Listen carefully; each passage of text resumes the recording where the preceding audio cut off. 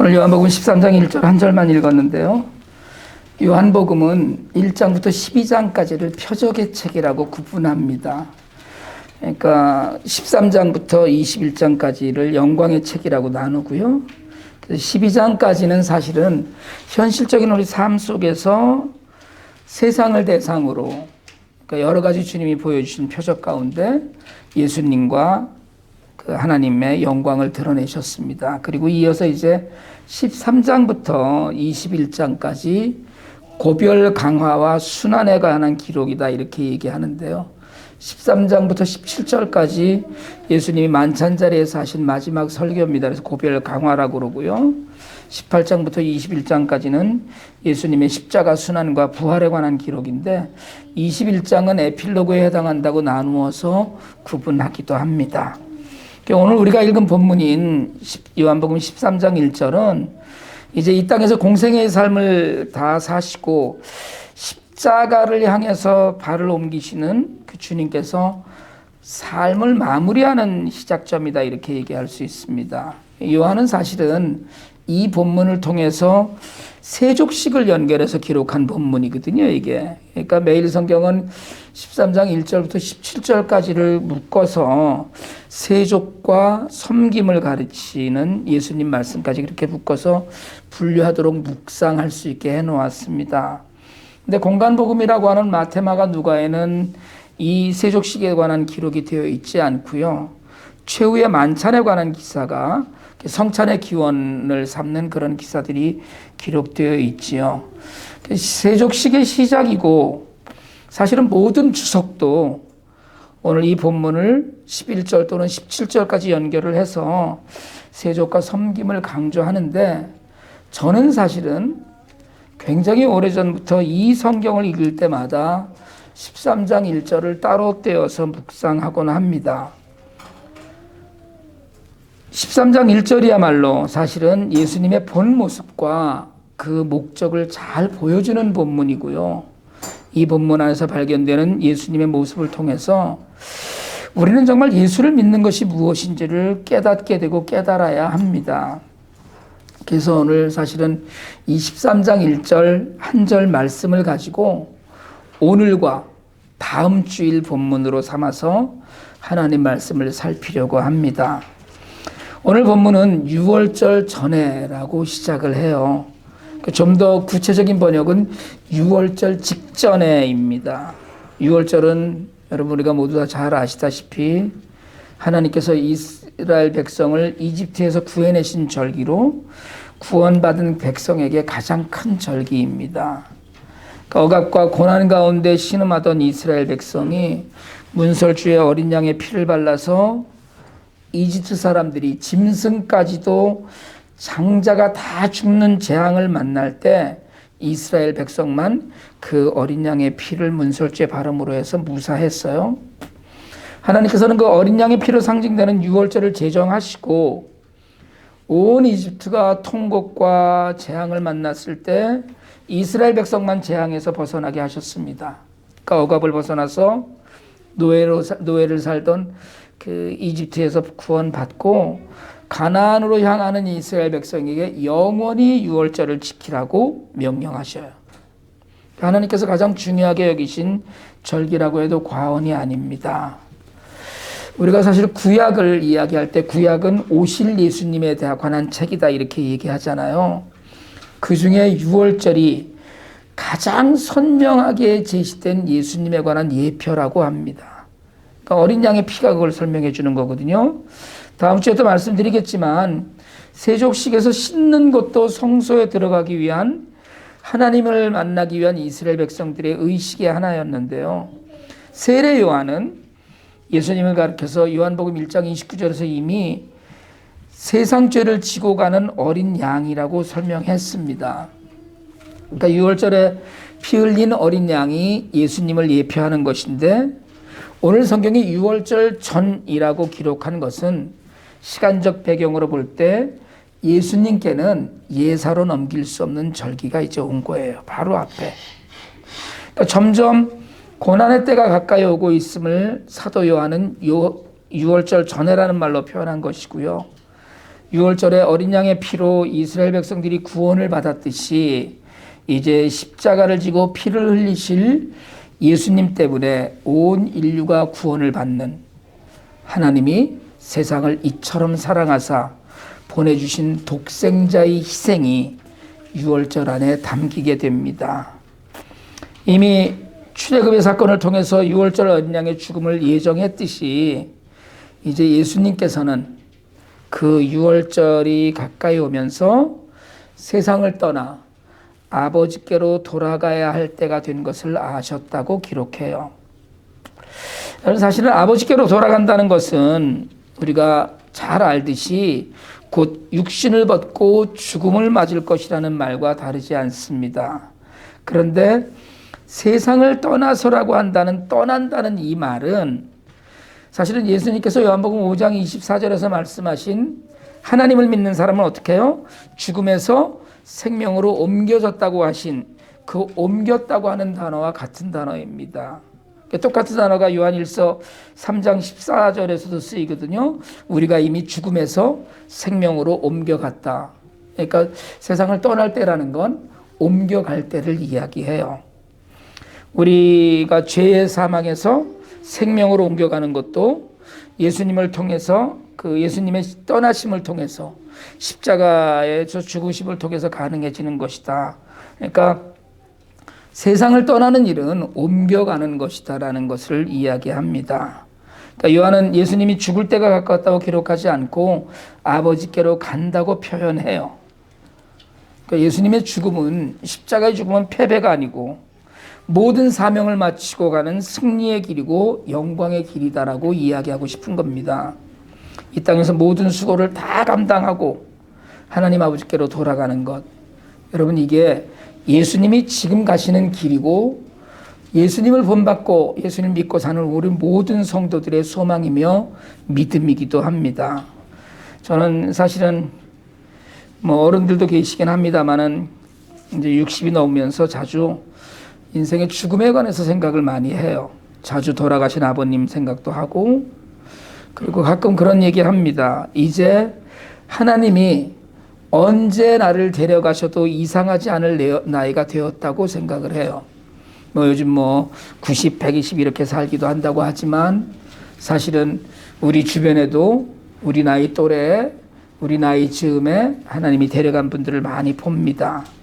근데 여러분 그 죽음이 두렵지 않으려면 믿음이 있어야 되거든요. 어떤 믿음이에요? 은혜로 잘 살았다는 믿음. 그리고 사실은 부끄럽고 고개 들기 어렵겠지만 그래도 예수님 때문에 하나님 앞에 설 수 있다는 믿음이 있어야 합니다. 그리고 그 죽음에 관한 그 믿음은 준비하는 거거든요.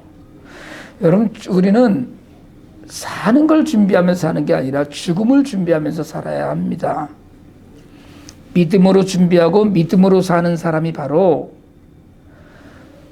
죽는다는 것이 아니라, 소업이 끊어진다는 것이 아니라 하나님께로 가는 걸 인정하는 거예요. 그래서 제가 자주 청년들, 팔팔한 청년들에게도 죽음을 준비하는 인생이 되라고 이야기하거든요. 잘 사는 일이, 여러분 잘 죽어야 되거든요. 잘 죽는다는 건 잘 옮겨가는 거예요. 그러려면 잘 살아야 됩니다. 믿음 안에서 살아야 돼요. 이 세상에서 정말 아버지께로 가는 일, 사망에서 생명으로 옮겨지는 일은 은혜로 되는 일이지만 그 은혜를 잘 받고 살려면 그 은혜에 반응하는 믿음이 우리에게 있어야 하는 일이에요. 믿음으로 이 땅에서 사는 사람만이 이 세상에서 모든 것을 마친 후에 아버지께로 돌아갈 수 있어요. 우리가 오늘 나연이 유아 세례 베풀거든요. 100일 감 넘은 아기에게 유아 세례를 베풀면서 평생을 하나님을 믿는 믿음에서 벗어나지 않고 이 땅에 왔다가 오랜 세월 후에 하나님께로 돌아가는 삶을 살게 되기를 축복할 거예요. 마찬가지로 우리 모두의 삶의 마지막에 아버지께로 가신 예수님을 따라서 우리도 그렇게 갈 수 있게 되기를 축복합니다. 오늘 우리가 읽은 성경은 또한 예수님께서 아버지께로 가야 할 때를 아셨다고 했어요. 여러분, 때를 아는 건 성경은 지혜라고 이야기합니다. 전도서 3장은 모든 일에 때가 있다고 가르치잖아요. 세상에서 일어나는 모든 일에는 알맞은 때가 있다고 해요. 태어날 때와 죽을 때가 있고, 심을 때와 뽑을 때가 있어요. 죽일 때와 살릴 때가 있고, 허물 때와 세울 때가 있습니다. 울 때와 웃을 때가 있고, 통곡할 때와 기뻐 춤출 때가 있다고 기록해요. 전도서 기자는 이런 때를 열거하면서 사람이 애쓴다고 해서 이런 일에 무엇을 더 보탤 수 있겠냐고 묻습니다. 이러한 때는 우리가 만드는 기회를 이야기하는 게 아니에요. 내가 만든 어떤 때를 이야기하는 게 아니라 하나님의 섭리 가운데서 일어나는 겁니다. 우리는 오직 그 때를 좀 분별해서 알아야 돼요. 때를 깨달아야만 그에 맞는 삶을 살 수 있습니다. 여러분, 죽을 때를 알면 사람은 겸손해질 수 있습니다. 물론 닥쳐오는 죽음에 분노하는 사람도 있을 수 있겠죠. 제가 오래전에 함께 신앙생활하던 아주 오래전이죠. 젊은 집사님이 암에 걸렸어요. 저보다도 어렸으니까 젊은 집사님이었는데 시한부 인생을 살았어요. 그러니까 몇 개월 안 남았다, 2달 남았다, 3달 남았다 이런 이야기를 들으면서 그 집사님을 만나는 사람들이 있었는데 만나는 사람들마다 큰 은혜를 받았어요. 그 집사님은 사고로 갑작스럽게 죽지 않게 하시고 이렇게 차근차근 주님 만날 날을 준비하게 해주신 은혜를 진심으로 찬양했어요. 그러다가 정작 본인의 말대로 하늘나라로 옮겨갔습니다. 저는 지금도 가끔 죽음을 생각하고 사람들의 어려운 형편들을 생각하면서 삶이 아니라 죽음조차도 감사할 수 있을까를 되돌아보게 됩니다. 때를 아는 지혜로운 사람은 함부로 살지 않고 함부로 살지 않는 사람은 인생의 마지막 때라고 하더라도 감사할 수 있어요. 그게 믿음입니다. 자신이 지금 무엇을 해야 하는 때인지, 지금 가장 소중히 여겨야 될 것은 무엇인지 그렇게 때를 아는 일은 바른 믿음 가운데 살려면 반드시 필요한 일입니다.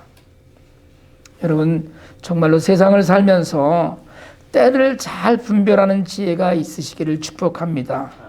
야고보 사도는 야고보서 1장 5절에서 여러분 가운데 누구든지 지혜가 부족하거든 모든 사람에게 아낌없이 주시고 나무라지 않으시는 하나님께 구하십시오.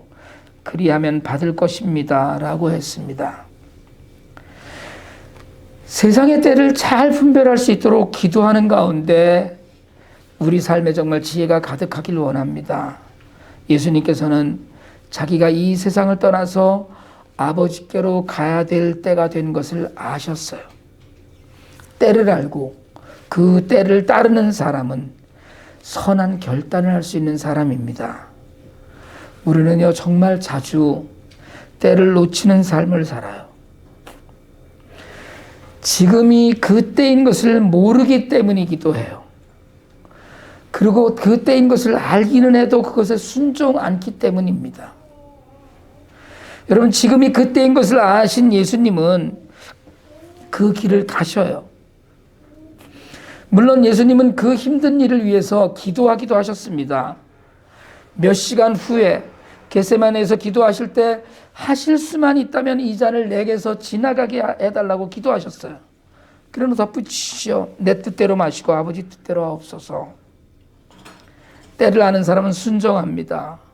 하나님 말씀에 순종하고 교회가 믿음 안에서 권면하는 일에 순종합니다. 여러분 인생의 지금은 어떤 때입니까? 그저 그냥 좋은 일이 막 일어나는 그런 때인가요? 그저 어려운 일이 자꾸 생기는 그런 때입니까? 학생은 공부할 때이고 일을 하는 분들은 열심히 일을 할 때겠지요. 그러나 여러분 세상의 모든 일들과 함께 영적인 상황에서 여러분은 지금 어떤 때입니까? 하나님 나라를 살아가면서 우리는 여전히 열심히 세상을 살아야 합니다. 세상이 아직도 코로나로 어지럽고 전쟁의 기운 때문에 어지럽습니다. 경제적인 어려움도 말할 수 없고 수많은 문제들 앞에서 사람의 무기력함이 드러나고 있어요. 이럴 때 교회가 들어야 될 하나님의 음성은 무엇인지를 묵상하실 수 있길 바랍니다. 하나님이 지금 우리에게 보여주시는 그 때는 우리에게 무엇을 요구하고 있는지 여러분 깊이 생각하셔야 돼요. 무조건 영적인 것만이 좋은 것이라고 이야기하고 싶지는 않습니다. 오히려 영적인 것에 마음을 두는 만큼 세상 일에도 열심을 내야 돼요. 그러나 영적으로 깨어있지 않으면 당연히 세상적으로도 어두움을 느낄 때가 생깁니다. 이런 말씀을 깊이 묵상하면서 예수님이 하셨던 그 때를 우리도 알기를 원합니다. 하나님이 계획하신 때, 하나님이 원하시는 때예요. 지금이 무슨 때인지, 지금 나는 뭘 해야 될 때인지를 분별하실 수 있기를 원합니다. 목사로서 말씀을 드리자면 지금은 말씀을 읽고 묵상할 때이고 묵상한 말씀에 순종하며 살아야 될 때입니다. 예수님께서는 때를 아시고 사랑하시고 순종하시고 겸손히 고난의 십자가를 지셨습니다. 예수님을 닮아가려면 때를 분별하는 지혜가 있어야 돼요. 우리 모두에게 그런 지혜가 가득해서 하나님의 때를 놓치지 않고 하나님의 뜻을 이루며 사는 우리 모두가 되기를 주님의 이름으로 축복합니다. 기도드리겠습니다. 하나님, 우리로 지혜롭게 하사 하나님의 때를 분별할 능력을 허락하여 주시옵소서. 지금이 어떤 때인지를 분별하며 살게 하옵소서. 하나님께서 뜻하시는 것이 무엇인지를 분별하게 하옵소서. 그리하여 하나님의 때에 하나님의 뜻을 분명하게 아는 삶을 살아갈 수 있도록 인도하여 주시옵소서. 때를 아시고 순종하며 십자가를 지신 예수 그리스도 이름으로 기도드립니다. 아멘.